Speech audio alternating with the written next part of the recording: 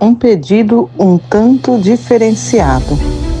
Deus pede a Abraão seu único filho como sacrifício. Pensem como foi absurdo o pedido de Deus. Isaque era o único filho de Abraão e o futuro da aliança dependia dele.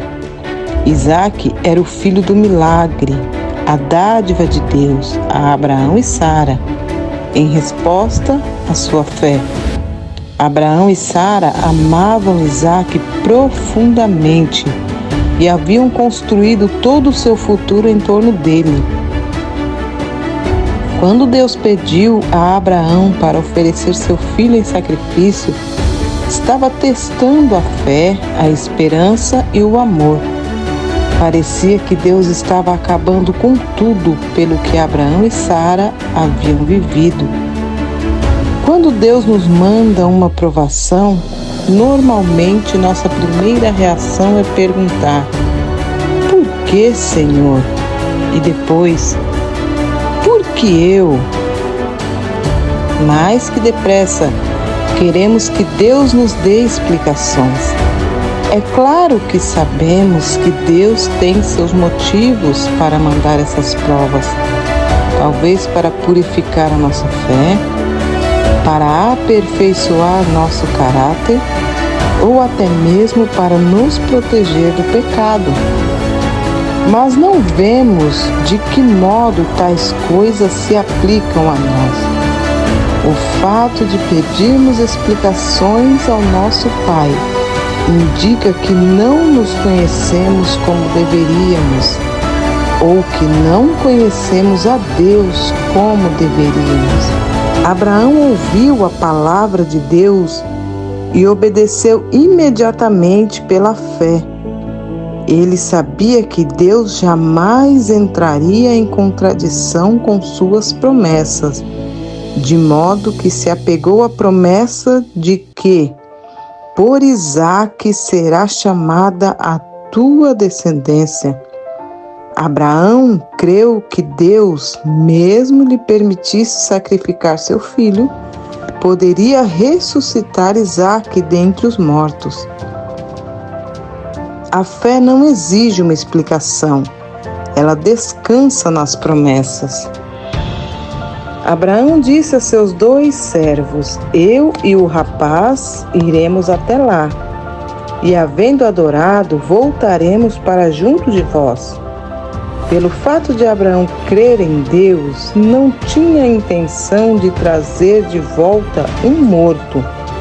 Já foi dito que Abraão creu em Deus e obedeceu. E ele, quando não sabia onde, quando, como, nem porquê. Abraão disse a seus 2 servos: eu e o rapaz iremos até lá, e havendo adorado, voltaremos para junto de vós. Pelo fato de Abraão crer em Deus, não tinha intenção de trazer de volta um morto. Já foi dito que Abraão creu em Deus e obedeceu a ele, quando não sabia onde, quando, como, nem porquê. Quando questionado sobre a ausência do cordeiro no trajeto, Abraão respondeu ao seu filho: Deus proverá para si o cordeiro, meu filho. O Jeová Jireh, isto é, o Senhor proverá. Ao subir o monte Moriá com seu filho, Abraão estava confiando de que Deus supriria todas as necessidades. Em que Abraão podia confiar? Certamente não em seus sentimentos, pois devia sentir uma dor terrível dentro dele ao pensar em sacrificar o filho no altar. Amava seu único filho, mas também amava a Deus e desejava lhe obedecer. Abraão também não podia depender de outras pessoas. Sara ficou em casa e os 2 servos que o haviam acompanhado permaneceram no acampamento. Agradecemos a Deus pelos amigos e membros da família que nos ajudam a carregar nossos fardos, mas há provações na vida que precisamos enfrentar sozinhos. É somente nessas ocasiões que podemos ver o que nosso Pai pode de fato fazer por nós. Abraão podia confiar na promessa e na provisão do Senhor.